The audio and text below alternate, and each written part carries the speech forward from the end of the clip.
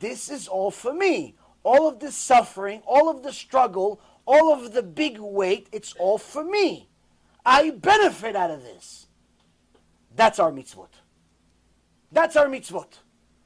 When we go to shul early in the morning, when we go to a shul Torah late at night, when we fulfill a mitzvah, even though the rest of our friends don't want to join us, when we watch our brit, even though we really want to do something that's not allowed according to the Torah, when we do all types of things that Hashem says, yes, it could feel heavy, but that's only because we do not understand the value and we do not understand that the reward is going to end up being in our pocket.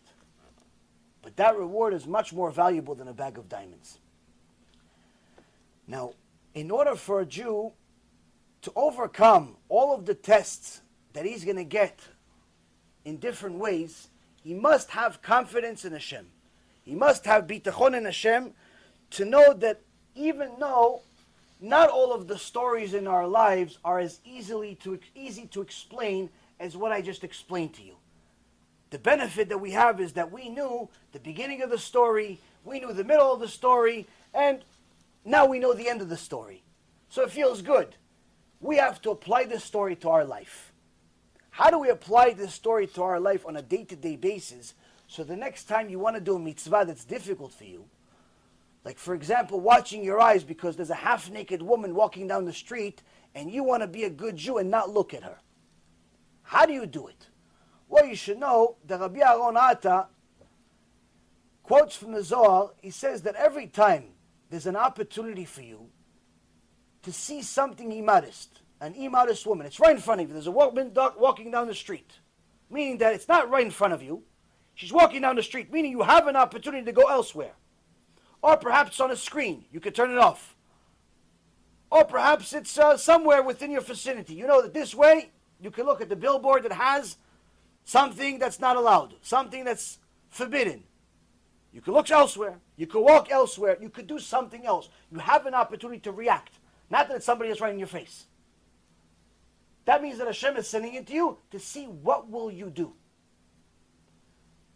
Rabbi Yaron says, if a Jew looks away, does not look at the immodest woman, looks away, does not end up bringing all those disgusting thoughts in his mind, at that moment that he's looking away and letting all of this garbage pass him, letting this woman that is acting like a cow because she has the same outfit on, walk past him, and he continues, at that moment, not later, not before, at that very moment, he could pray to Hashem and ask Hashem for anything he wants.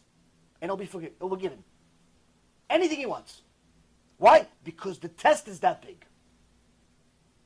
You have something difficult, you want to get a job, you want to find a wife, you want to have a kid, you want to have refuah shlema, anything you want. Hashem says, you can do it. How? Overcome the obstacle. But not just once, overcome it and then just look back just to see what happened. That's not overcoming a test. That's making a joke of the test.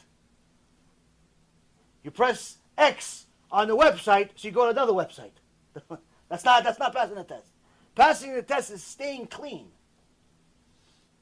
Now, the only way that a person can overcome such tests is if he knows, number one, that Hashem is the one that's giving it to you. Number two, Hashem knows what he is doing. If he gave you a test, that means he knows for sure, without a shadow of a doubt, that you can pass it. There's no doubt in his mind that you can pass this test. No father will tell his little 2-3-year-old son to lift a tractor trailer on top of his head. Why? Because he knows he can't do it. If he told his 2-year-old son to lift a 18-wheeler over his head, what does that mean? It means the father is crazy and hates his kid. Needless to say, this is not Hashem, our Father in heaven. If he gave you a test, if he tells you go pick up something, that means he knows for sure you can do it. So don't ever say, oh, this test is too much. Hashem is giving me too much. No such thing. No such thing. If Hashem gave you a test, that means he knows you can pass it. So how do we pass all of these tests? It requires us to have bitachon, confidence, not only that Hashem is running the world, but that Hashem actually is the one that's giving it to us for our own benefit. That his whole system that has ups and downs for us, that has difficulties, that has reward, that has enjoyment, that has things that are not so enjoyable, at the end of it all, it has good. And that's what the Bitachon series is all about.